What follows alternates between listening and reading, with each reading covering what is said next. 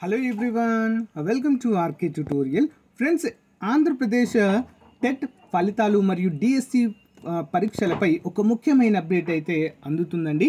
So ప్రభుత్వం అయితే ఒక నిర్ణయం తీసుకున్నట్లుగా, ప్రభుత్వం కాదు, ఎన్నికల కమిషన్, రాష్ట్ర ఎన్నికల కమిషన్ చాలా అంటే చాలా ముఖ్యమైనటువంటి నిర్ణయం అయితే తీసుకుందండి.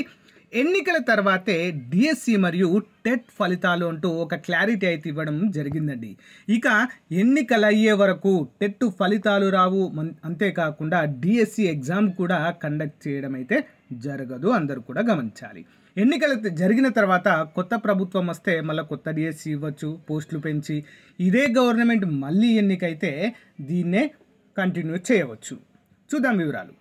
ఎన్నికల కోడ్ ముగిసే వరకు వాలంటీర్లతో నగదు పంపిణీ చేయించొద్దన్న ఎన్నికల సంఘం మరో కీలక నిర్ణయం తీసుకుంది.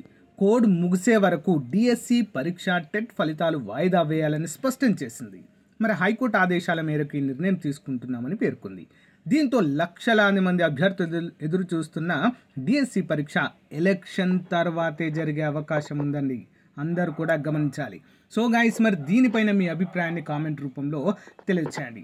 ముందే చెప్తున్నానండి, ఇదే గవర్నమెంట్ వస్తే మాత్రము అదే 6100 పోస్టులకు మళ్ళీ కొత్త షెడ్యూల్ ఇచ్చి ఆఫ్టర్ ఎలక్షన్స్ ఇదే గవర్నమెంట్ వస్తే, వైఎస్ఆర్సీపీ వస్తే ఇదే 6100 ఉద్యోగాలను కంటిన్యూ చేస్తుంది పరీక్షలు.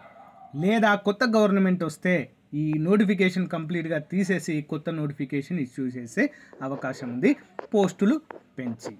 సో ఆప్షన్ అయితే ఉంటుందండి.